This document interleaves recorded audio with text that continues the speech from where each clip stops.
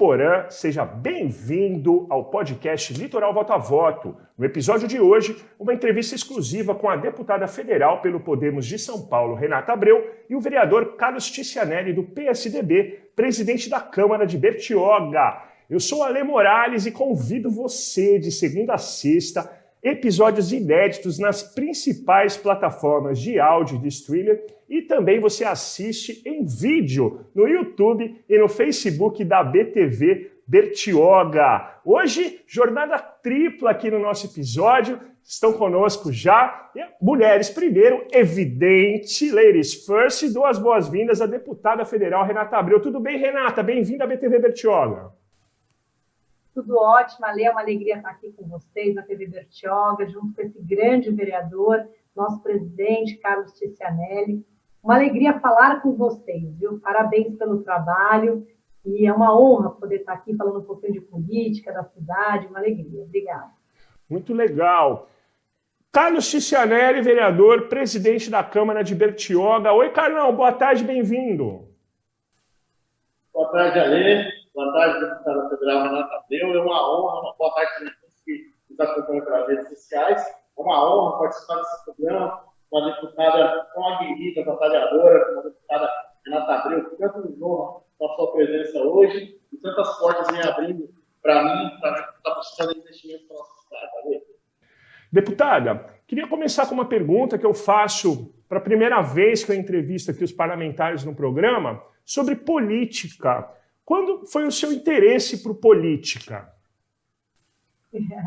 Bom, já começou quando criança, né? Eu vivia a luta da redemocratização dentro de casa, né? Tive um tio preso, torturado numa ditadura militar, por colocar sua rádio criticando as ações, as torturas que ocorreram na ditadura. Então, eu vivi isso dentro da minha casa, a luta pela democracia. E aí tive meu pai, já há mais de 14 anos, eleito deputado federal, em defesa dos nordestinos do estado de São Paulo, foi o fundador do Centro de Tradições Nordestinas, a maior ONG em defesa da cultura, das tradições nordestinas, contra o preconceito, contra o racismo. E aí foi uma luta de uma história de luta pelo nosso país, né? E aí chega um momento que não tem como você não olhar para trás, olhar para o futuro e entender que a política é a grande ferramenta de transformação social de uma nação.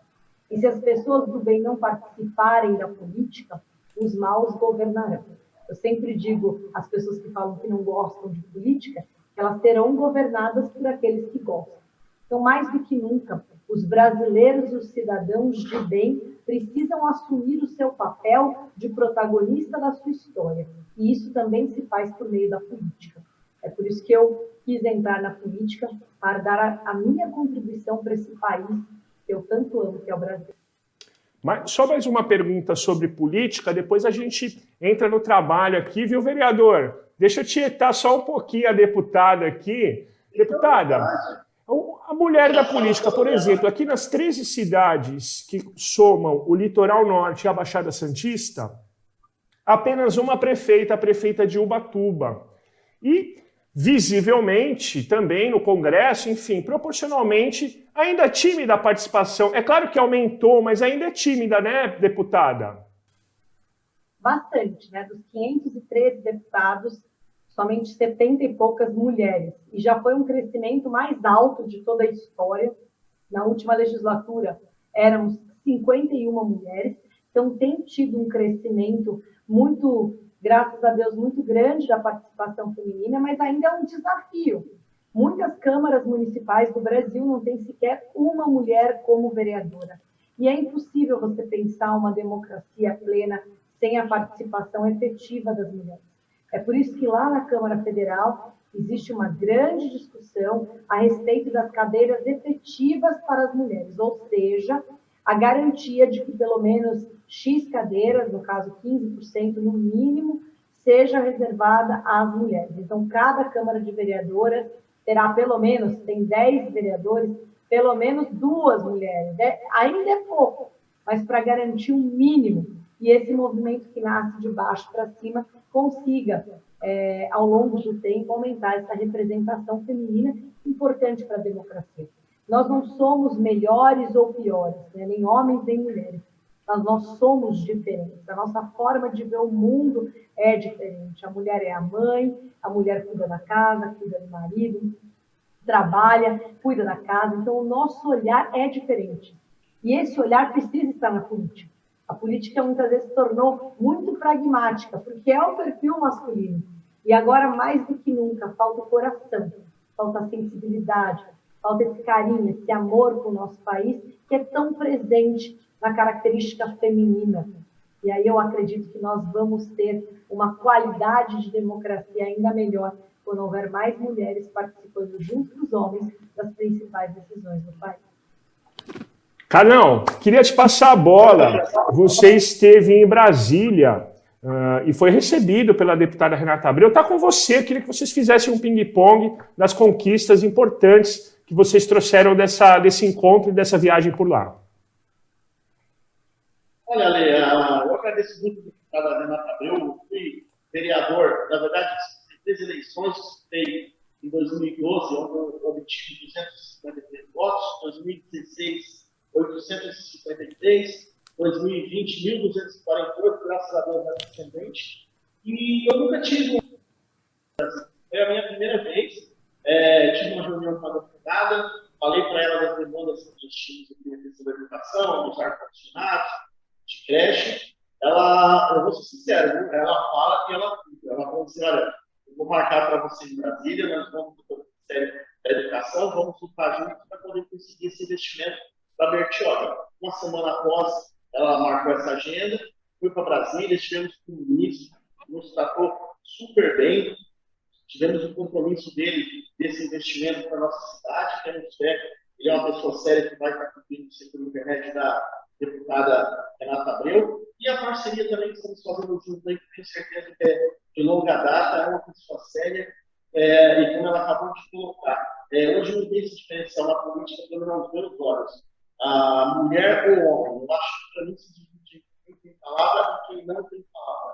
Então, acho que a política precisa ser de pessoas sérias, comprometidas, com a realidade dos moradores, com a realidade da nossa população, ainda mais numa cidade como Bertioga, que nós temos a Riviera de São Lourenço, e temos também a Chácara Vista Linda, nós temos a Boracéia, nós temos muito mais, que ainda temos muitas comunidades carentes, onde nós temos que levar muitos investimentos de educação, infraestrutura. E só com pessoas sérias que nós vamos estar fazendo isso, valeu?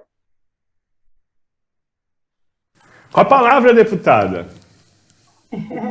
Bom, primeiro foi uma alegria receber o Carlos lá em Brasília. A gente teve uma reunião extremamente produtiva no Ministério da Educação, que ele me passou um pleito já da cidade de algum tempo, que é a questão do ar-condicionado nas salas de aula, e eu sou uma grande defensora da educação, eu acredito na transformação do país por meio da educação, e, obviamente, numa cidade do litoral, onde o calor pega, os alunos tendo que prestar atenção passando calor, de fato, atrapalha muito a concentração. Então, é uma exigência muito importante para a cidade.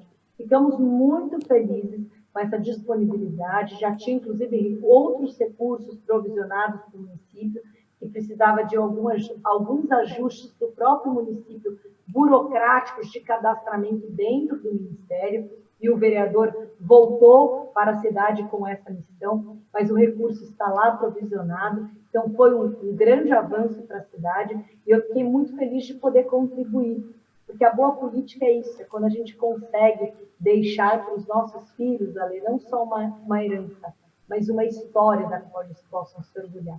A minha maior alegria estar na política é quando a gente pode passar numa cidade e falar: poxa, esses alunos estão tendo aula numa condição melhor, porque eu e o Carlos nos mobilizamos para conseguir esse recurso. É gratificante chegar numa cidade, como eu tive a oportunidade de ir na cidade, por exemplo, de Nova Granada, e ver uma Santa Casa reaberta por causa da minha emenda parlamentar. Isso não tem preço. São vidas que serão salvas, são famílias que terão uma vida melhor por causa da nossa atuação na política. E isso é o que dá vontade de continuar lutando. Então, Carlos, obrigado por levar essa demanda ao nosso gabinete. Você sabe que lá em Brasília tem uma amiga, uma parceira de Bertioga, nosso prefeito Caio também. Vocês podem contar comigo sempre. Tenho grandes amigos da cidade, o secretário Ricardo, a Alício, a Valéria, todos vocês que fazem a diferença na cidade, podem contar com o meu apoio sempre. Eu gosto de Bertioga e quero poder contribuir com todo o litoral para ajudar a crescer cada uma dessas cidades com qualidade e colocando a minha marquinha ali da história da cidade com essas contribuições, viu? Parabéns, Carlos. Obrigado, deputada. Assim que eu voltei para Bertioga, procurei o chefe de gabinete do Gustavo Melo, prefeito também, falei da questão que estava faltando, ele já faz essa comunicação. Aproveitar esse momento também para mandar um abraço para o Alício Andrade, presidente do programa Bertioga, meu grande amigo, Ricardo também, e a toda a família Podemos. E como a deputada colocou, eu acho com certeza, a política hoje é uma política de somar, não é uma política de dividir. Nós somos 9 cadeiras hoje aqui, graças a Deus estamos cumprindo essa meta, né, deputada? 7 homens e 1 mulheres na Câmara, e eu acho que é isso, cada vereador pegar sua bandeira, correr atrás. Às vezes a gente, no passado, viu o vereador só pedir, mas na verdade o vereador tem essa responsabilidade de eleito, também procurar um deputado. Às vezes, muito vereador chega na hora da eleição de deputados, acaba não encostando no deputado, fazendo um trabalho conjunto com esse deputado, mas depois também ter esse retorno para o nosso município. É muito importante, na hora do pleito agora, para 2022, você ter deputados parceiros, como o deputado federal Renato Abreu, que venha trazer investimentos para o nosso município. Isso é muito importante, tanto para nós, como para a população também que está vendo isso de perto, saber quem é o deputado que está fazendo isso para a nossa cidade. Deputada Renata Abreu, deputada federal pelo Podemos aqui de São Paulo, vereador Carlos Ticianelli, presidente da Câmara de Bertioga. Esse é o podcast Litoral Voto a Voto, com episódios inéditos de segunda a sexta. Vou fazendo a minha última pergunta aqui, deputada. Só para arredondar a notícia, antes de eu fazer uma pergunta, qual o valor, já tem um valor do montante dessa emenda para o ar-condicionado, deputada? Lá está provisionado de 300 a 400 mil reais, né, Carlos? Foi o valor total que o ministro nos passou. Legal, para a gente colocar na descrição aqui, porque toda a verba é importante. Existem outras cidades do litoral, deputada, que a senhora também tem base, se comunica e ajuda? Ah, sim, bastante. A gente tem trabalho em quase todas as cidades aí do litoral. Temos o nosso prefeito de São Vicente, Caio Amado, também, que é um grande amigo. Mas todo o litoral nós temos representação do Podemos e todas as cidades, eu acredito que praticamente todas, se não todas, a gente já enviou e envia recursos parlamentares federais para contribuir. Muito bem, o Caio, estou na luta aqui para trazer o Caio aqui no nosso podcast. Já entrevistamos alguns vereadores de São Vicente também aqui. A ideia do nosso programa é falar um pouco de política com as 13 cidades. Deputada federal Renata Abreu, deputada, eu queria que a senhora fizesse uma última pergunta sobre política, para a gente se despedir aqui com calma, uma análise sobre essa polarização, brigaiada que a gente vive, e a senhora é uma deputada muito combativa, no bom sentido, né? O que você pode pensar, como que você pensa, como que você vê essa polarização? A gente está escravo dessa radicalização, está refém, está preso nela, deputada? Olha, eu acho que eu sou contra qualquer discurso de ódio, polarização. Eu acho que, independente da posição ideológica de cada um, todos nós temos o mesmo objetivo, que é ver um Brasil melhor e mais justo para os nossos filhos, independente da posição ideológica de cada um. O que nós temos, inclusive como políticos, propagar é a união, é o respeito às opiniões diferentes. Nós temos que respeitar aqueles que pensam diferente da gente, parar de achar que nós somos donos da verdade. Isso é o grande erro do ser humano. E aí, para piorar, eles criam um inimigo comum para se projetarem na política. Isso tem funcionado. O brasileiro não pode mais aceitar isso. Eu acho que os bons políticos precisam dar exemplo. Exemplo de diálogo, exemplo de debate, exemplo de união. É possível pensar diferente e, mesmo assim, debater, dialogar. Está faltando um pouquinho disso no nosso país. Um pouquinho de patriotismo do bem, como eu digo. A polarização nunca é boa, porque ela vai no discurso de ódio, ela vai no radicalismo, ela quer aparecer pela polêmica. Né? Hoje mesmo eu estava vendo um projeto de lei que está sendo votado na Assembleia, eu não acompanho muitas questões da Assembleia, porque a Câmara já toma muito tempo, mas um projeto para debater, para proibir pessoas LGBT, por exemplo, de participarem dos programas de propagandas televisivas. Gente, tanto problema no Brasil, a gente está mesmo discutindo isso, não dá para acreditar. Né? Aí você vê, é para quê? É para gerar polêmica, é para gerar debate. Para lacrar na internet.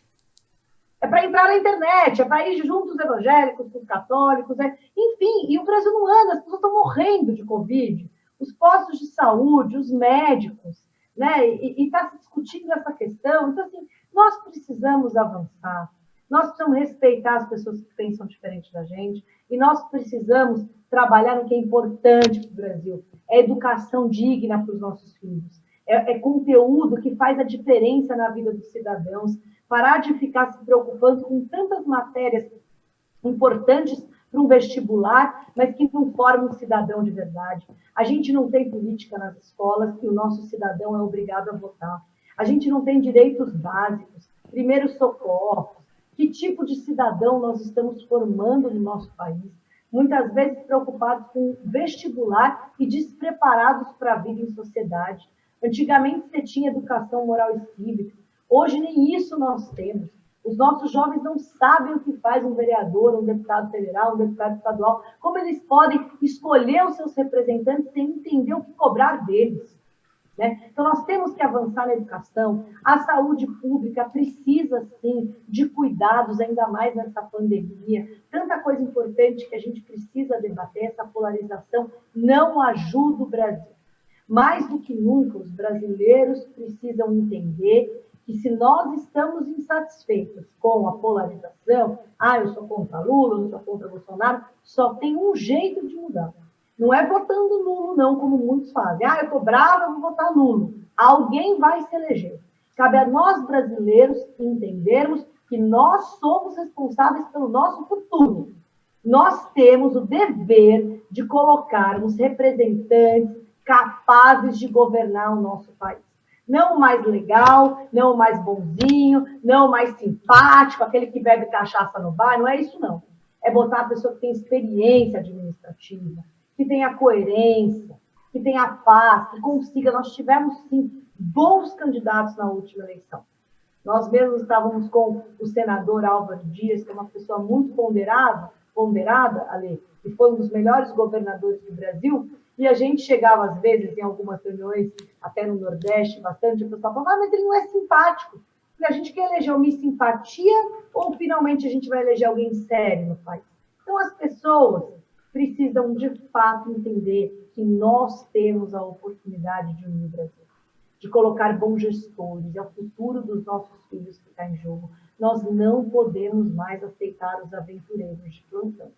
Né? Nós temos esse grande dever.